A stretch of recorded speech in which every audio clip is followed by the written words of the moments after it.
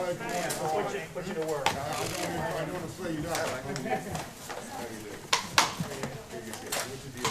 It's like, you know, it's the double. Yeah, and these are home kits. So somebody cooks this at home, put it in this box, and send it to us. You want me to do something here? Yeah, you can do the same again if you keep it flat on the table and open it up. Open it up. And then check for any sign of It looks all right. perfect, and then stick it into the Okay, radio. okay. And then over to me. Book to you. Okay. Right. I think I can do this. Go on. And so this team, when they're running, they do about 1,000 an hour. And we have every single one of these tables can do 1,000 an hour. Okay. What maybe you can say? Book to you. Yeah. Yeah. As far as I can remember, you've got to kill the all the biological material. You've got to make sure that it's sterile. That's right. You'll see that in about Lateral flow tests that are then going to be put through a PCR. What sort of tests would they be? Nasal swabs. Nasal swabs. and PCR. Yeah. Yep. It's not that way. Not lateral flow. Nasal swabs. Yeah. Exactly. That's okay. All right. Okay. Thank you. Yeah. I know this. All right. This fella right here. We know that you're coming. Okay. You can watch All the biological. So that happens next. So no virus is opening yet. Okay. So he is taking the tubes out. Now, mind you, a sick person may have touched it, so it has to be inside this hood. That keeps our operators safe. Outside of them are sterile. Got you. And then they go upstairs and I'll show you the next steps. Okay. So you put them there before you stack them? Yeah. Why? Safely.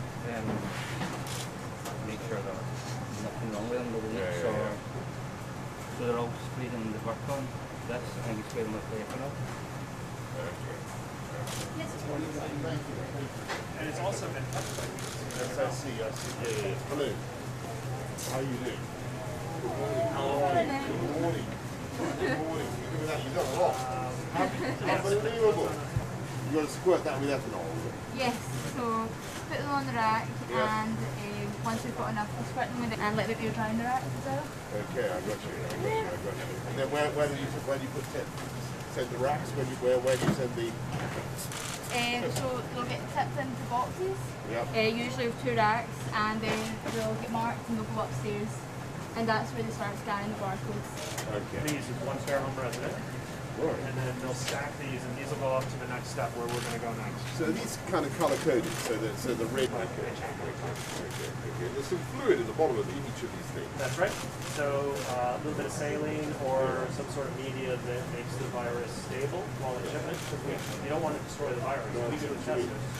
So the swab, and that liquid is what we're going to take in the next step. We're going to take that liquid out, inactivate the virus so it's sterile. That's right. And then move it down the line. Wow. And then you put it into the food genomic analysis of the whole thing. Just 4 markers. We're looking for 1 that's a control to make sure everything works, and then 3 that's the virus. Wow. So when you go to an airport testing center, they don't go in little boxes, so they don't have to. That's why they only do 40,000. This room does all 80,000. Wow. Thank you very much. Thank you. Okay, right. Okay.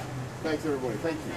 This little slicer is a safety slicer. The safety slice. We call it a slice-o-matic. We just embed this in. One here? Yep, it's embedded in epoxy, lead shot in there to weight it down so it doesn't slide around. Yeah. But engineering team have built a 3D printed model for us that we're prototyping out so that everybody can get a printed model and can speed up. Unbelievable. And you're doing 85,000 tests a day. That's right. Across all these 24 hoods. A few thousand tests in the whole country. Yep. Wow. Our first day was 41 eons ago. And so we're actually scaling up to 100,000, 50,000 or something if you want it. Unbelievable. So you could grow in this space. That's one of the reasons why they're not building this major.